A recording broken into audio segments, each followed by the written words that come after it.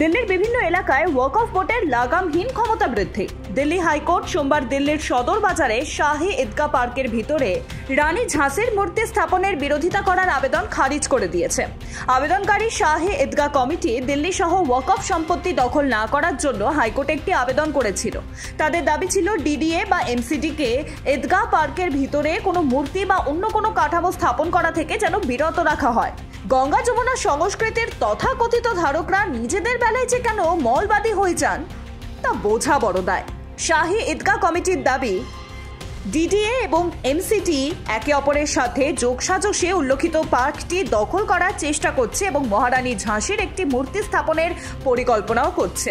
মূর্তিতে এদের আবার বড় অ্যালার্জি। মূর্তিটি বর্তমানে রানী ঝাঁসি রোডের গোলচত্বরে ভিডিওকন টাওয়ারের বিপরীতে দেশবন্ধু গুপ্ত রোড ঝান্ডেনওয়ালা মন্দিরের কাছে স্থাপন করা হয়েছে।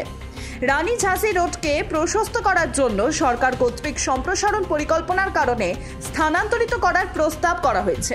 কিন্তু যেহেতু উদ্বেগ উত্থাপিত হয়েছিল যে উল্লেখিত পার্কে মূর্তি স্থানান্তর এবং স্থাপন করার বিষয়ে সম্পত্তির অভ্যন্তরে জনসাধারণের উপর বিরূপ প্রভাব ফেলতে পারে, অনুভূতি এবং আইন শৃঙ্খলা পরিস্থিতির সৃষ্টি হয়, তাই ঘটনাস্থলে স্থিতাবস্থা বজায় রাখার নির্দেশ পর্যন্ত দেওয়া হয়। তবে এ তো গেল দিল্লির কথা। পশ্চিমবঙ্গের ওয়াকফ বোর্ডের বিরুদ্ধে অভিযোগও রয়েছে।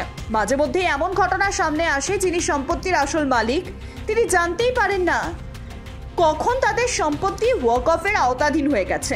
আর পশ্চিমবঙ্গের বিভিন্ন জায়গায় ছড়িয়ে থাকা ওয়াকফ জমি ঘুরে দেখা যাবে সেখানে সঠিকভাবে রক্ষণাবেক্ষণই হচ্ছে না, কোনো কাজেই লাগছে না ওই জমি, শুধুমাত্র দখলের উদ্দেশ্যে দখল করে রেখে দেওয়া হয়েছে। এমনকি 2023 সালে কলকাতা হাইকোর্ট নির্দেশ দিয়েছিল শহরের ওয়াকফ সম্পত্তি জরিপ করতে হবে।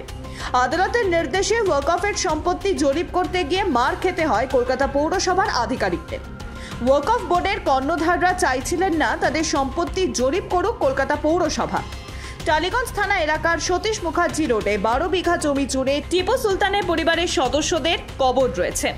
এলাকাটি গ্রেড 1 হেরিটেজ বলে ঘোষণা করেছে পুরসভা, কিন্তু সেই হেরিটেজভুক্ত এলাকায় অধিকাংশ ভাগই সিংহভাগই দখল হয়ে গেছে। কলকাতা বিমানবন্দরের রানওয়ে সংলগ্ন একটি মসজিদ সরানো নিয়ে চলছে বিবাদ। ব্যুরো রিপোর্ট, রেতম বাংলা।